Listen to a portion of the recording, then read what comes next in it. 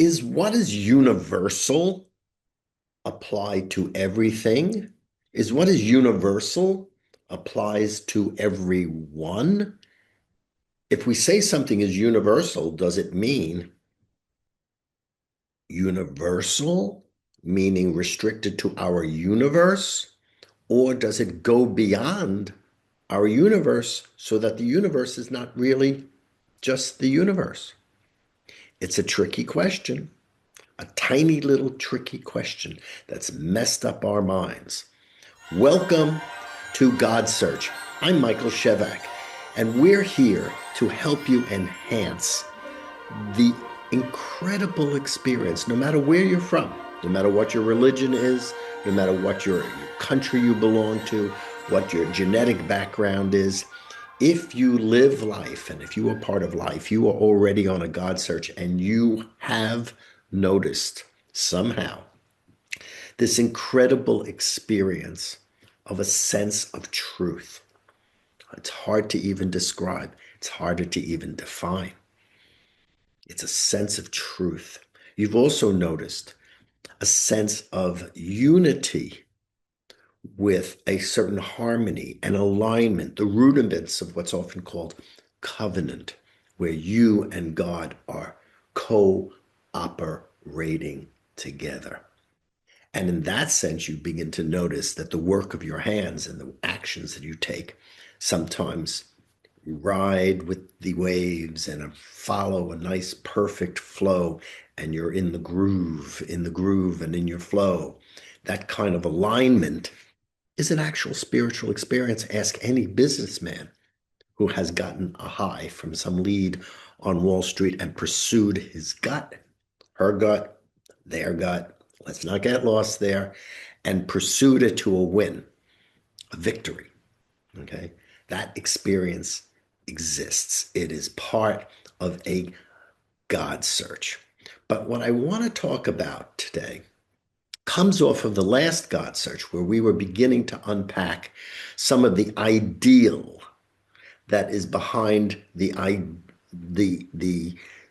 less than 1% of the world population called Hebrews, or now commonly called Jews. This idea was picked up and merged with Greek philosophy, and then it merged with Roman political philosophy, and eventually became this massive evangelical movement that sought to take over the entire world and baptize people to the faith. It is a glorious thing. I'm not here to comment about it, meaning I'm not endorsing it. I am not subtracting from it. It is a phenomenon. It is a spiritual phenomenon. It is a powerful phenomenon, and it has reshaped our world and is still continuing to reshape our world, which is still participating in a Western, i.e., the Western Church, which is the Catholic Church, the Western civilization, which is in its origin a Christian movement. And but there is a issue underneath that is of ancient Hebrew sense. And if it's not fully Hebrew, it became developed during the rabbinic period. And that was taken over into the religions that became Christianity and Islam, and is now played out in even more secular societies where they separate, so-called separate church and state, in the idea of exceptionalism. Whether it is American exceptionalism, whether it is Russian exceptionalism, whether it is Islamic exceptionalism, whatever it is, even if it's an atheist exceptionalism, an atheist scientific humanistic exceptionalism, which is really very, very popular these days. The idea that a singular movement of a singular group of people are the actual complete and exclusivist embodiment of truth and unity and aligned causality, meaning proper and good actions that bear fruit. That that idea is very dangerously contaminated with something that's very subtle. And in theology, it's often described as the distinction between the particular and the universal. The particular and the universal. It arises out of a difficulty, meaning insofar as what it was called the covenant as to the flesh, which is the Hebrew covenant, the first covenant, as Christians tend to view Jews, that they were considered to be a covenant as to a particular tribal unit. Today we would probably identify them as a subphylum of the Asiatic human family. We would use that kind of, normal taxonomy that we use now. If you go to the Museum of Natural History, you'll see that. In New York, you'll see that. The thing that is emerging that we need to look at is a very deep theological premise which emerges all the time for people who are on a God search. Now, if you're on a God search, you've noticed these experiences of increased truth and unity and harmony of your actions. That can give you the experience that you are different, special. Indeed, you could feel yourself relative to other people to be specially blessed, graced, or even chosen. That experience is real. It is a real experience. If it happens to a tribe or a tribal confederation, which was the original structure of the Hebrew people, then you could identify that experience of a special relationship with reality where things are just working out better. And these people are having more children and they're getting more prosperous. And the actions and works of their hands are becoming even more successful. You could identify it with the people and you might say, okay, we are chosen. We are chosen. Okay, now that is a particularization, according to more standard Christian theology, a particularization of a grace, as they would say, which then, through baptism and the church, becomes extended so that the chosen status expands and becomes the election of all those who are called to the church.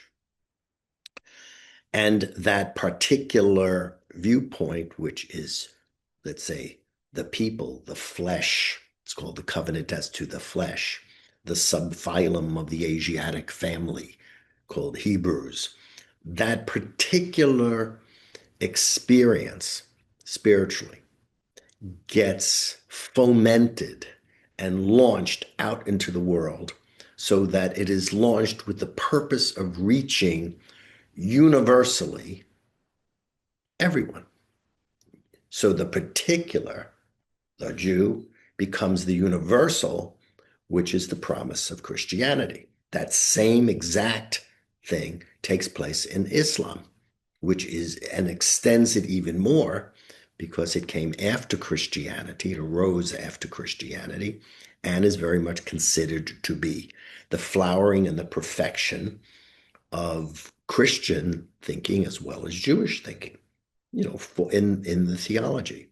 Now, the theology, however, is theology. And I want to go on record here. Theology is a theory, right? It is a theory. It is a viewpoint. Like all viewpoints, whether they're scientific or philosophical or whatever the viewpoint is for any discipline, it has to hold together. It has to work, all right? The pieces of the puzzle in the theory have to work.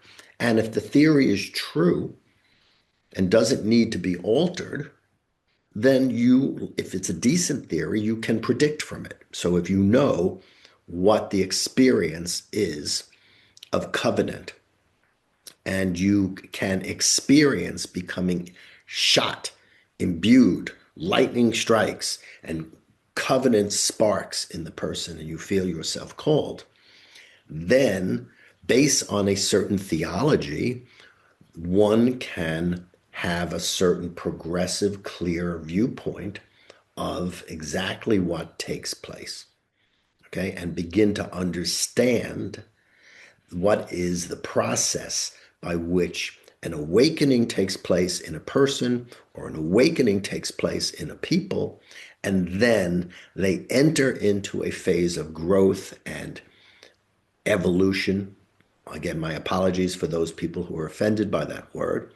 And they take their place as leaders in the human world in history. But theology is a theory.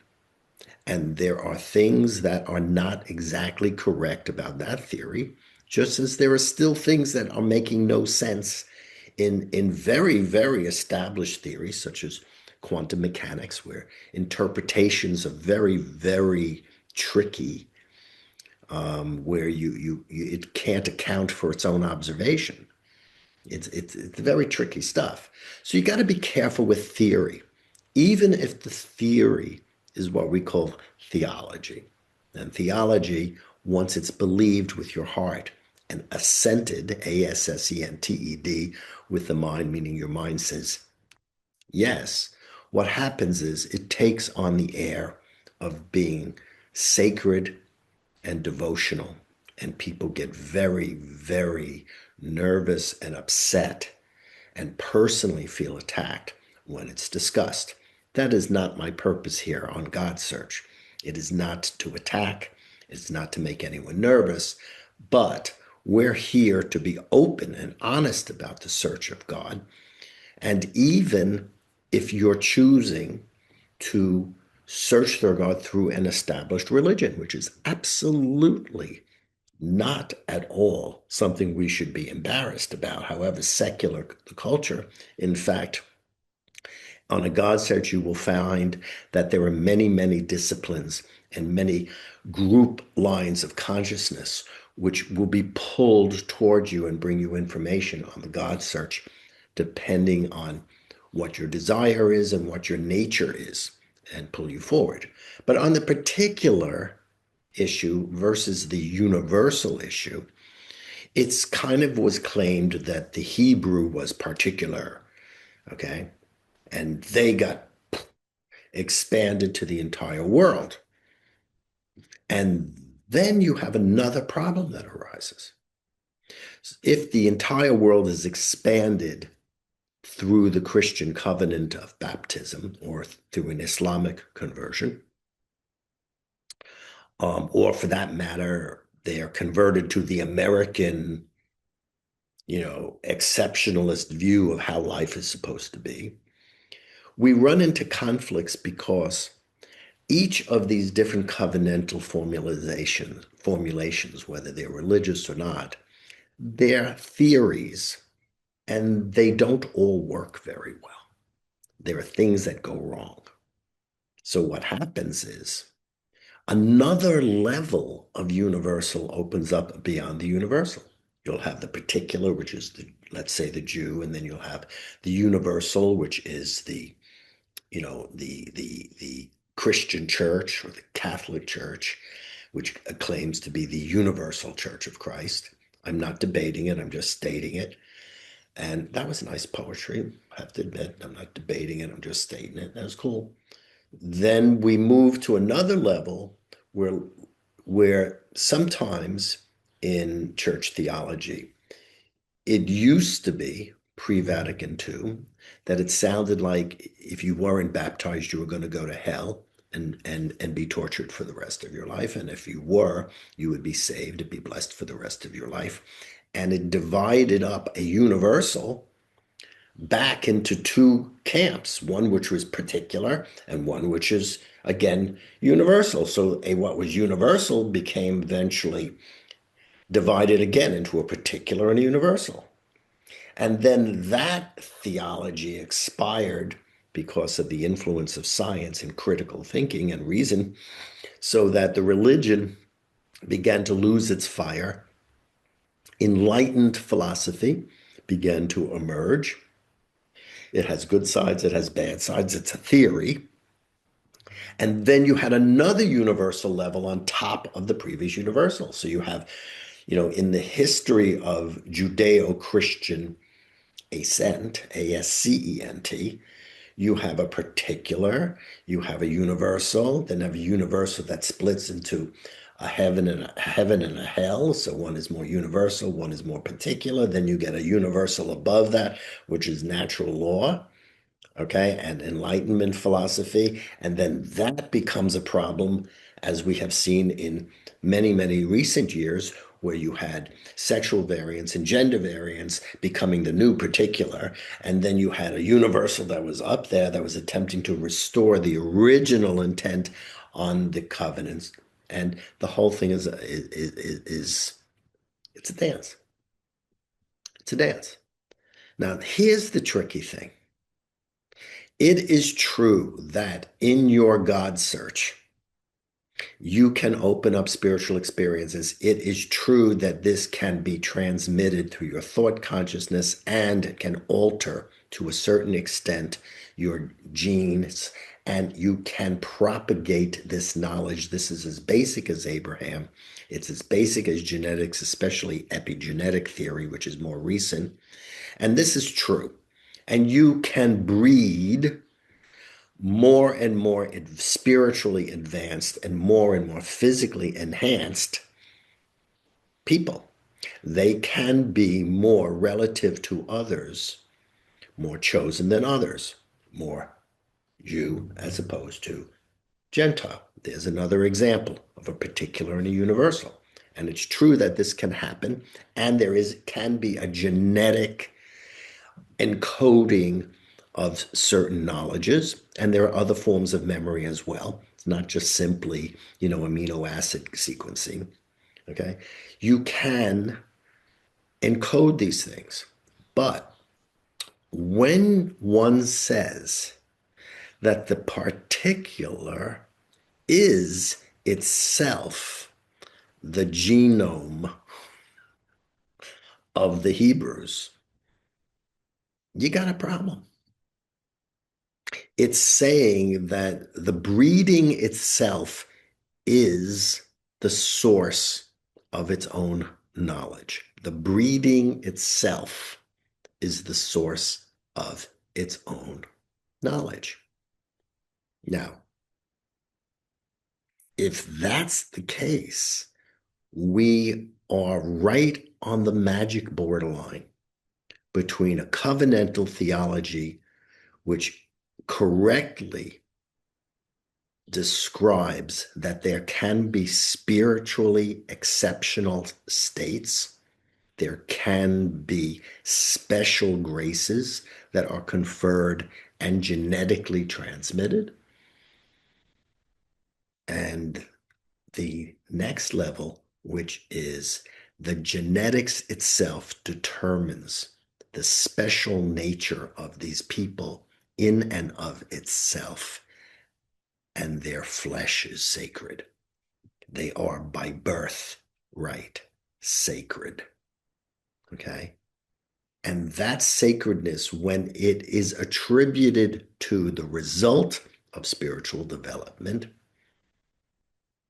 and meaning the flesh and the genetics, the subphylum, that is when the particularity of the theology becomes fascism.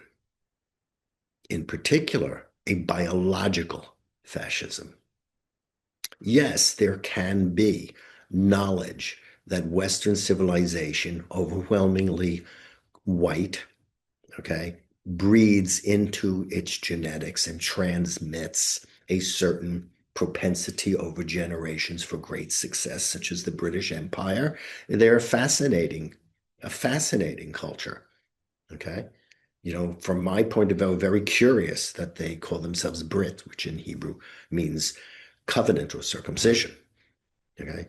It exists. And it is very, very possible that they could develop a view of themselves as being, a better imperial force that is destined to take over the world, no differently than a Germany, right, or a Japan.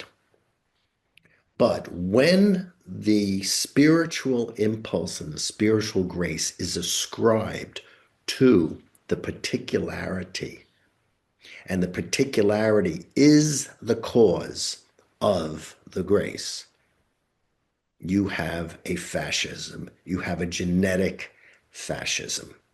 No group of people, whether they're Hebrews or Christians or anyone, who amalgams the individual experiences and forms a society or a culture or a civilization which becomes illumined, no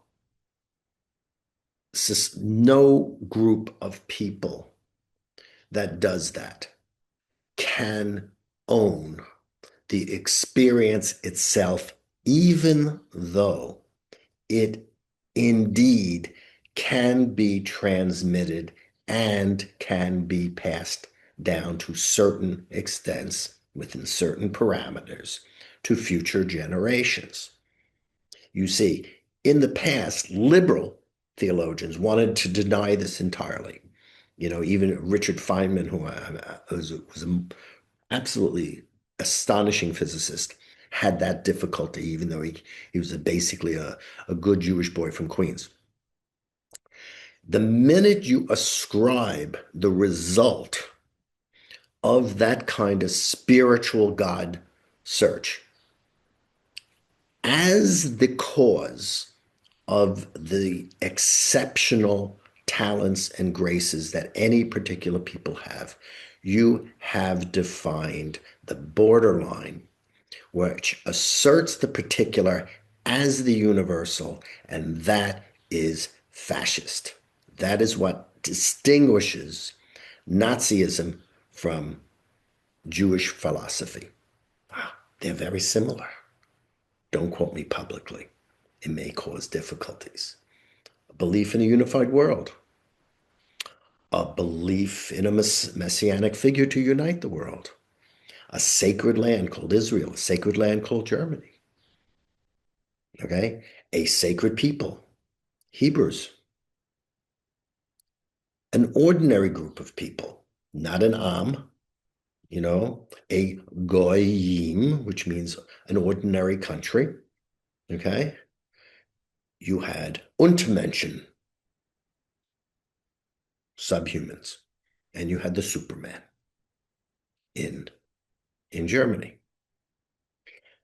But the difference is ascribing any particular graces to the actual flesh, as if the flesh is the cause of it, that the result of creation, which is physicality and materiality, is the cause of itself. That is an idolatry, and a dangerous idolatry. So liberal theologians would deny this entirely, that there could be no exceptionalism, whatever. And this is how you got a lot of liberal religious thinking, where everyone was equal, everyone was great, and everyone was on a God search, and we're all equal, and this is great, which is not true. Not all civilizations are equal to each other. Not all political philosophies and religious thinking is equal to each other. Some are superior to others. Superior does not mean more worth when we're talking about a human being. A child that knows less than an adult is not therefore worthy of extermination relative to the adult, because he knows, or she knows, or they know less. So this issue of particular and universal, this is at the core of the nightmare in the world that we're dealing with, the nightmare. It's also at the core of our scientific thinking. You can have a very, very nice, clean, universal formula, such as Maxwell's equations, right, for electromagnetism. And that's a good general formula. But if you're going to make a toaster, or you're going to make a microwave, or whatever you're going to do with electromagnetism, right, an electric toothbrush, you're going to have to take that particular and you're going to have to engineer, you're going to have to take that universal theory that it's universal, and you're going to have to step it down into a toothbrush and a toaster and a microwave and all these things. Because a theory, by its nature, is more generalized, and a toaster and a toothbrush are more particularized. But the knowledge of electromagnetism is in the electric toothbrush and the toaster. And in fact, you could probably pretend it was an alien artifact and kind of deconstruct it and figure out how it worked.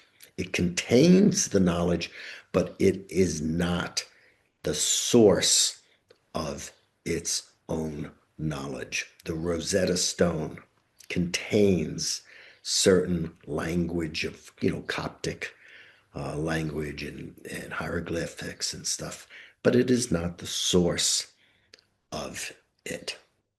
When you say that God exclusively, to the complete exclusion and possible inclusion of other people, chose Jews, you run into a tremendous difficulty, which is why in the Midrash, which is the rabbinic commentary, the rabbis avoid that and tell some very, very nice stories about covenant being offered to everyone, as it says in the Christian scripture, where Jesus says, you can raise up Israel's from stones. It's a denial of the particularity of any particular view, Jewish, Christian, Islam, or American, or universal globalist, secular humanist, semi-democratic socialist. These are all exceptionalisms. It's a denial that they are the source of their own knowledge by which they are constituted. By the way, go to yourgodsearch.com, and hey, let's continue this conversation in a much more, one-on-one kind of basis, because this is intense stuff out there. It's very intense. And if you don't fully understand this, it is impossible for you to grab on to what is the common arrogance and common error in everyone's point of view, by the way, including my own. Including my own. No one's perfect. So, yes, I am a human being. I have universal aspects that are in common with other people. If I'm not defective, I have two eyes, I have a nose, I have a mouth, I have ears, I have things that can be seen as a common universal structure, but that universal structure is not floating around in heaven like Plato imagined. It's distributed to all humanity. The particular views of humankind are all variations and formations of the same basic structure, which is why Plato said, well, they're floating around in the sky. It's obviously this form we share in common. But in reality, you have to be careful, because what we say is universal is not. It is general. It is true that there is a tendency in men all over the world to lose their hair as they get older. I'm living proof of it. That's a universal truth in virtually everywhere I've ever been. It tends to be in the male, right? It also tends to be in women when their testosterone levels elevate relative to their estrogen levels. It's a universal truth, but that universal truth is not 100% true for every single man. Not all men lose their hair. What we have been confusing in our thinking is taking a generalization, and in our arrogant philosophy, our arrogant politics, our arrogant religions have been saying it's universal. Everyone needs to be this. This is the truth for everyone. Okay? Everyone. It is absolutely true for everyone and everything. They take a generalization and they make it a universal statement. It is not true. There is a confusion in religion between what is a general view and a universal true. It is generally true that a few thousand years ago, Jews were rather illumined compared to the pretty offensive tribes surrounding us. That's a pretty generalized truth. But if you say that we were like that because we were floating in heaven and all of a sudden, bang, we materialized on the earth, and that knowledge is the source of, is that knowledge is us. We didn't receive it and weren't growing within the context. Then what you have is a general statement, which is passed off as a universal statement. And even if it's revered, and even if it's sacred and devotional, and even if it's part of the deepest depths of the most mystical aspects of the faith, it borders on fascism. And it is not just Judaism that does that. Christianity does that. Islam can do that.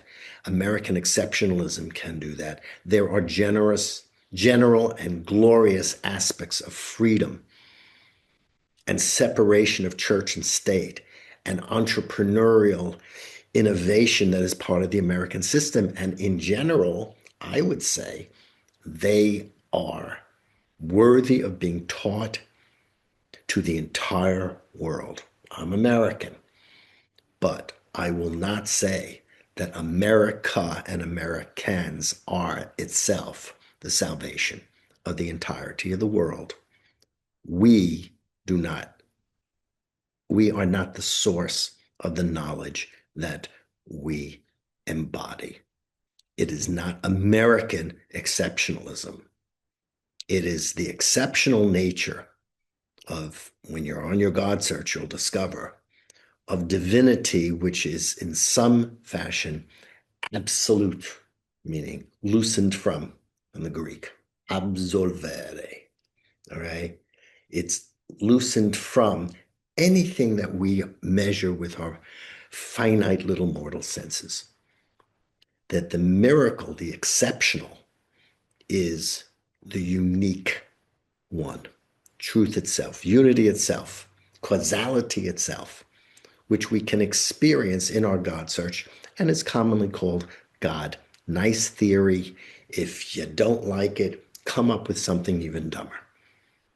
So anyway, thank you very much for allowing me to get this out, because the world politics is really hurting me, and I have a tendency to try to distill it down to core lessons that I can teach, because teaching is how I deal with pain. The more I teach, the more I experiment, the more I share the knowledge that I get from life, the more I can live with the fact that, as a mere human being, I'm in pain. Anyway, thanks for being here. This is Michael Shevack.